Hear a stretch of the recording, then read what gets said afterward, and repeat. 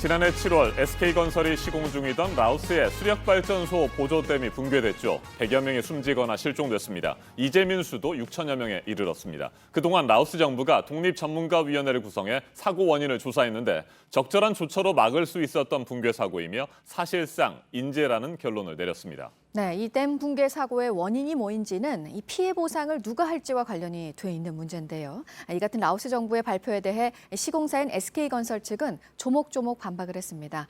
과학적 근거가 결여돼 있는 경험적인 추론에 불과하다는 겁니다. 5월 29일 수요일 아침엔 첫 소식으로 전해드립니다. 김소연 기자입니다.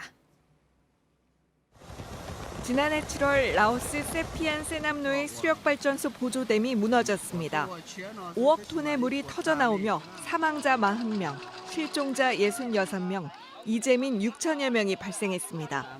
시공사인 SK건설은 기록적인 폭우가 원인이라고 했지만 라오스 정부 측은 부실 공사를 의심했습니다.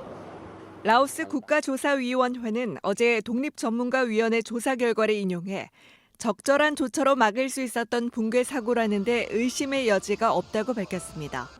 집중호우가 내렸지만 붕괴가 시작됐을 때 댐 수위는 최고 가동 수위에 도달하지 않았다는 겁니다.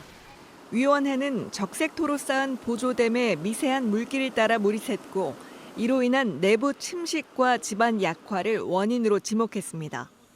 원호 파괴로 불리는 이 같은 현상이 댐에 물을 채우는 과정에서 최상부에서도 일어나 붕괴로 이어졌다는 설명입니다.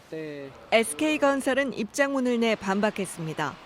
이번 조사가 사고 전후 실시한 집안 조사 결과와 일치하지 않는 등 과학적 근거가 부족한 경험적 추론에 불과하다는 주장입니다.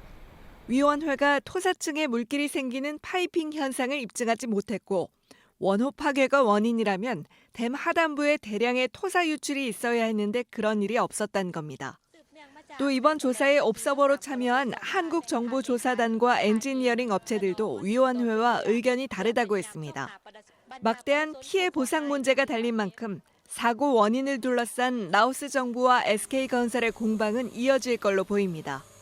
JTBC 김소현입니다.